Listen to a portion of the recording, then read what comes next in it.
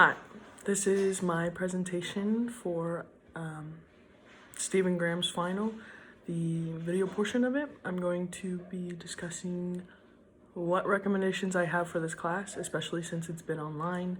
And yeah, my name is Alexa Pagala, and here we go. So, one thing I've definitely noticed throughout this whole entire semester is that slacking off will not do any good in any way, shape, or form. And these recommendations are based off of how I perceived myself, what I needed as a recommendation, and what I needed to focus on as well, just as much as the whole process of having online learning. And so today we're going to be discussing 5 recommendations to get through Stephen Graham's class and how you would be able to do so and why. Starting off, we're going to be talking about logging in regularly and working ahead. So one of the biggest issues that I had as an individual in this class is that I didn't go online as much as I needed to in order to check what I needed to get done.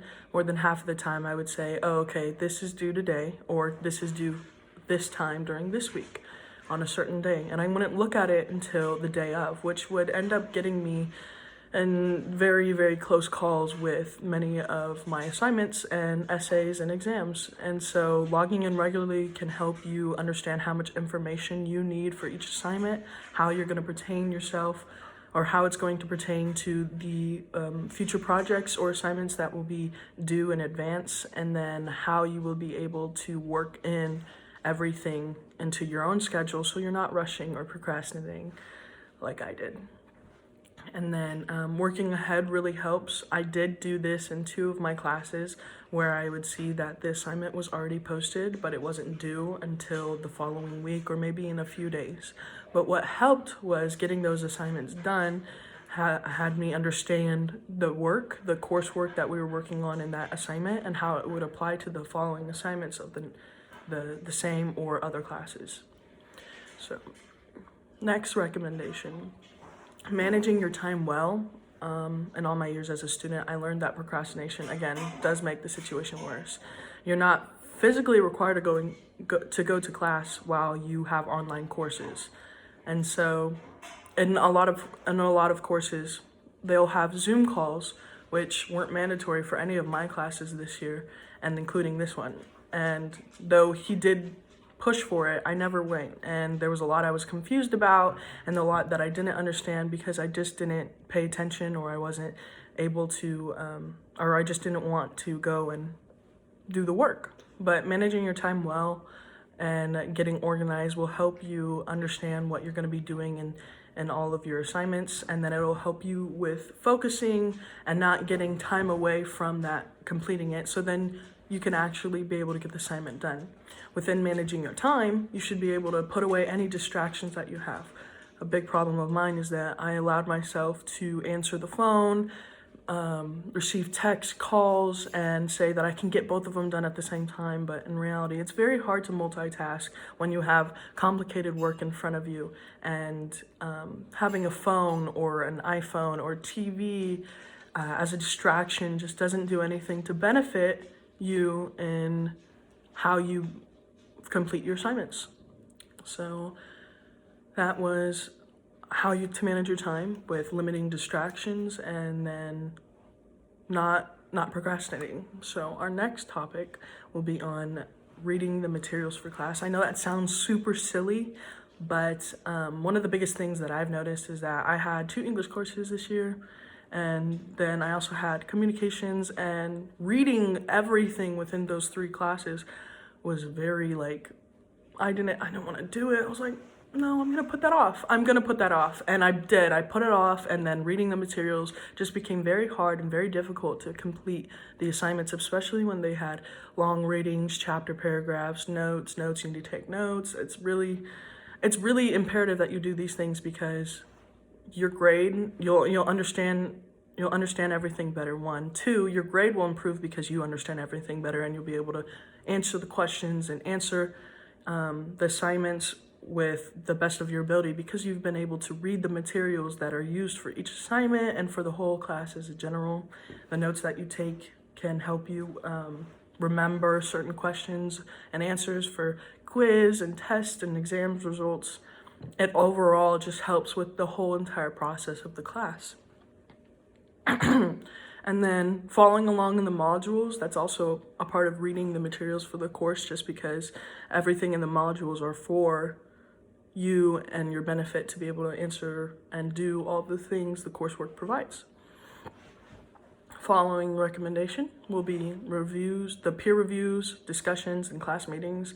Again, I said earlier that I didn't really join the class meetings, but they are a big part of the class and the interactivity we have with other students. And when you're home by yourself, or when you are, or when you're just doing homework online, it's very hard to be enthused and motivated to do all these things, especially when you're not surrounded with people and you're not enjoying yourself as much as you would as if you were in an online class. You're still not. There's the communication factor and the interactivity between you and this peer online, but it's not the same as if you were in class, right? But without it completely, many times people will find that they're having a hard time just because they're not feeling up to it. So actively participating in the class and discussions and doing peer reviews helps you interact with other students more so than you would just not having either of those things online, and then you wouldn't be talking to anyone, and it would just be submitting assignment without any actual progression with the relations with other students and how you would both be able to get those things done, since we're all working towards a common goal in the same class.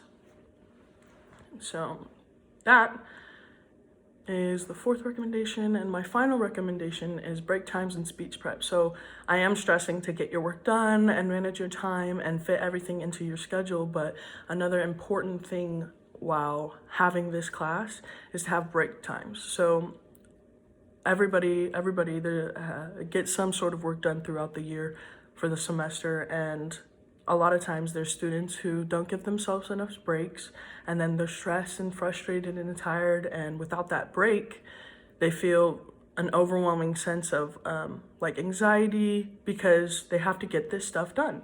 But oftentimes, and what science shows, I don't have a quote for it, but I know that sleep does help with that brain activity that you have while you're working throughout the day.